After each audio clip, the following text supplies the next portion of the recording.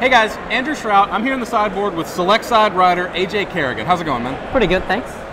You have shown up with a spicy number. I like to call it that, yeah. You are playing Blue, White, Red Heroic, I suppose, for lack of a better term. Tell me a little about what this deck does and why you chose to play it. So essentially what you're trying to do is you're trying to play creatures with Heroic and spells that target them and ways to consistently target them and ways to protect them through removal spells and through wrath effects.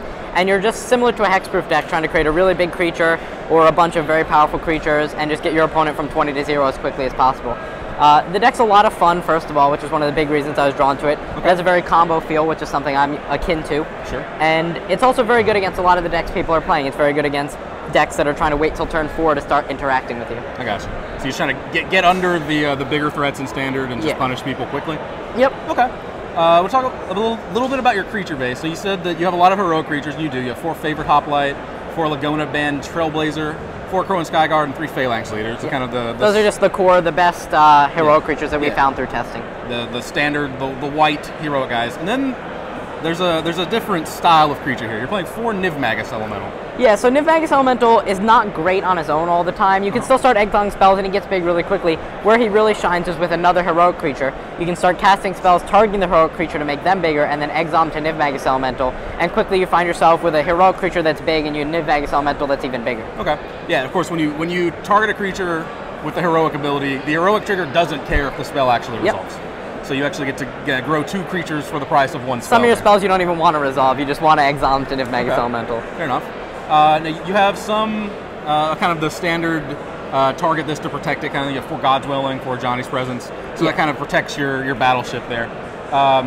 The package of spells that I really want to focus on here, the spells that work best with Niv-Magus Elemental, I suppose. You have 4 Hidden Strings and 4 Trait Doctoring. Yeah. So Trait Doctoring I'll start with. It's just a solid, it's the next best one after Hidden Strings. It costs a single blue, targets a guy, and you can Cipher. And it's just a consistent way to start getting counters on your guy every turn. And for the most part, the text is relevant. You can make Chain to Rocks fall off, is something you do a lot in the burn matchup. You can chain some protections on Blood Baron, so it no longer has protection from white when your guys get bigger than Blood Baron. Sure. But what you're really trying to do is cast it, Cipher it, and then every time target a heroic guy and exile with Niv-Magus Elemental. Because when you exile the Cipher copy, it's still ciphered on the creature for next time. Sure. Yeah, so every time you deal damage with a creature that has a spell ciphered onto it, it puts another spell on the stack, which has a target, so that triggers heroic, and which can be then eaten with Niv-Magus Elemental. Yeah, and that's one of the biggest ways you grow Niv-Magus Elemental really quickly over the course of a couple turns. Sure. Okay, so Trait Doctoring here is like, you turn to Trait Doctoring basically because it lets you target something. Yeah. If the card literally just said target creature. Yeah, it would be almost as good. Okay.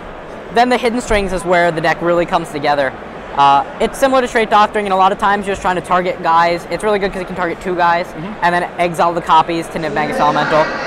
You can start to get really interesting interactions with things like Phalanx Leader, or you can start untapping lands. So some of the most broken draws involve a turn 1 guy, turn 2 Hidden Strings, untap both lands, then play like a Trait Doctoring and a Niv-Magus Elemental, and really quickly out of the gates putting like 10, 12 power in play on the 2nd and 3rd turn. It's also just a really good way to get blockers out of the way if you already have Cipher spells on and you just need a new way to connect. Sure. And it just does literally everything the deck wants. Sometimes you can even fix your mana with it. It does some pretty interesting things. Because of the untappy combo-ish nature there? Yeah. Okay. It just feels like you're playing a combo deck when you cast that card. Makes sense. So in addition to your core, your 4 of heroic triggering spells, you've got a little bit of spice here. There's a 1 of Bioshift, a 1 of Triton Tactics, a 1 of Mizium Skin, and a 2 of Launch the Fleet. Yeah, so Mizium Skin's just another protection spell. We started to focus a little more on Esper and Mono Black game 1, so we wanted a 9th protection spell. Okay. It's actually helped a lot. It can get you through like Anger of the Gods too with the Overload. If your guys are all like 2/3s, you can make them 2/4s. Triton Tactics is really good against aggro. 1, it just targets 2 guys, and against like aggro decks and monsters decks, you just can eat their creatures without them expecting it. And when you just don't have a Cipher spell, it's a good way to get counters on 2 guys if you just need to start dealing more than 1 damage at a time.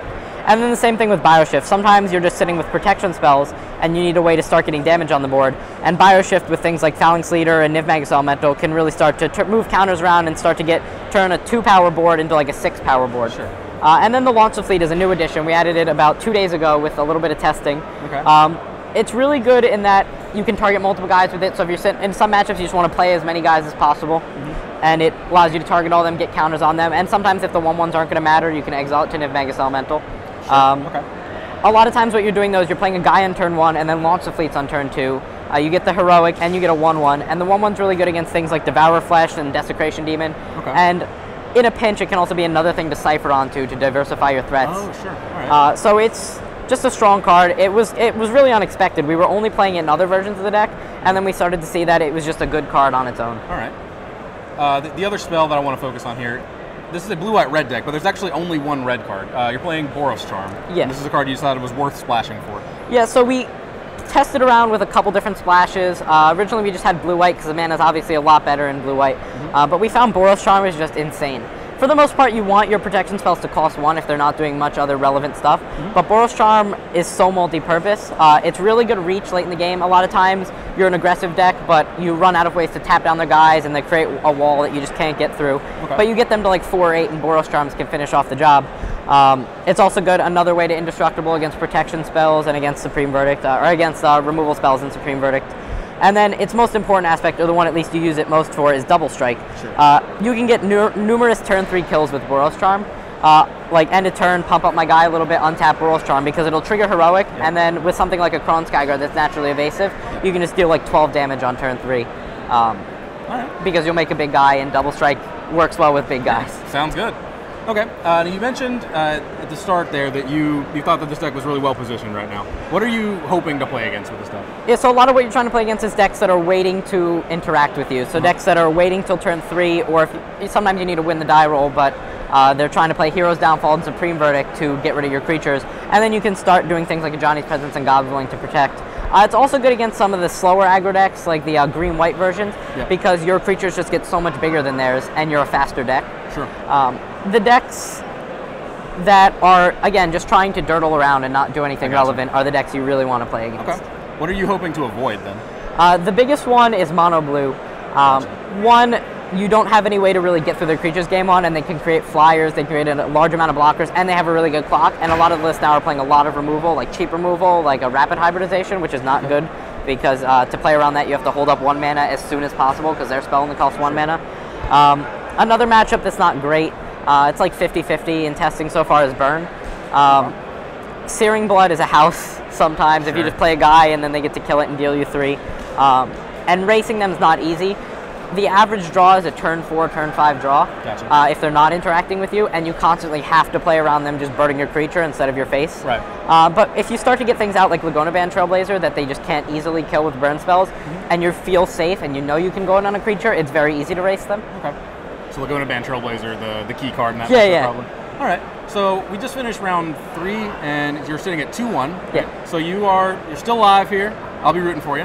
Thanks. Thanks for sitting down with me, man. Yep. Stick around. We've got plenty more coverage coming of the Standard Open here in New Jersey.